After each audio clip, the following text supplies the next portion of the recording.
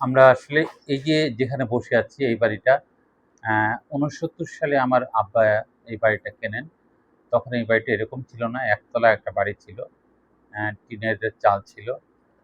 তা আমরা বাবার কাছে শুনেছি এবং সবার কাছে জেনেছি বাবা তখন মাগুরা টাউন হল ক্লাবের সেক্রেটারি। টাউন হল ক্লাবের সেক্রেটারি হওয়ার সুবাদে ৭১ সালের পর থেকেই এখানেই আমাদের বাড়িতেই অনেক নাটকের রিহার্সেল হতো এবং যারা নাটক করতেন তারা সবাই আড্ডা দিতেন আমাদের বাড়িতে।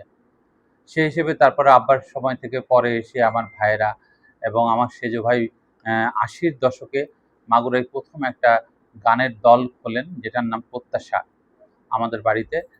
সেই প্রত্যাশার কার্যক্রম শুরু হয়। এটা প্রায় ৯০-৯২ সাল পর্যন্ত চলে। তারপরে আমরা গান বাজনা করতাম। ৯৮ সালের দিকে কণ্ঠবিথী যেটা মাগুরার প্রথম আবৃত্তি সংগঠন, এটা মূলত আমাদের বাড়িতেই আমাদের দ্বারাই শুরু হয়। আমার বড় ভাই খান রকিবুল হক দীপু উনি আবৃত্তি শেখাতেন, উনি শুরু করেন। এরপরে দেখা যায় যে আমরা নিচতলার যে বাড়িটা যেটা ছিল একতলা, ওটা ভেঙে ফেলা হয়। ভেঙে ফেলার পর আমরা দোতলা করি। দোতলা, তিনতলা, চারতলা যাই হোক, আমরা ভাইগুলো আলাদা করে ফ্ল্যাট করি।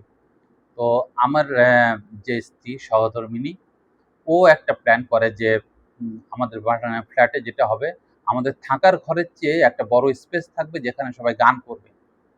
এটা বাবার উত্তরাধিকার ছিল এবং আমাদের বাড়িটা সবসময় আমাদের দ্বার খোলা, যারা সংস্কৃতি কর্মী, যারা গান করেন তাদের জন্য। এই যে আমরা প্ল্যান করে এই ঘরটা করলাম। এখানে মূলত লাবণীর দ্বারাই ও শুরু করে। এখানে আবার গান শুরু হলো। গান কিন্তু চলতোই, কিন্তু তখন দেখা গেল কি মাগুরার ছেলেমেয়েরা এখানে এসে চর্চা করা শুরু করলো।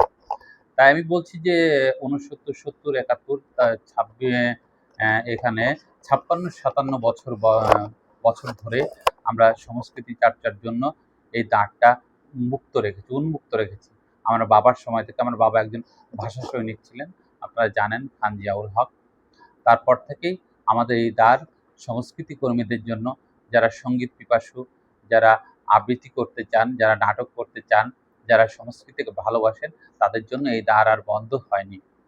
আমরা এটিকে চালিয়ে যাচ্ছি এবং আমাদের ইচ্ছা আছে, আমরা জানি না কতদিন পারবো, ইচ্ছা আছে আরো বড় কিছু করার। আমরা এই বাড়িতেই আরো বড় কিছু করতে চাই।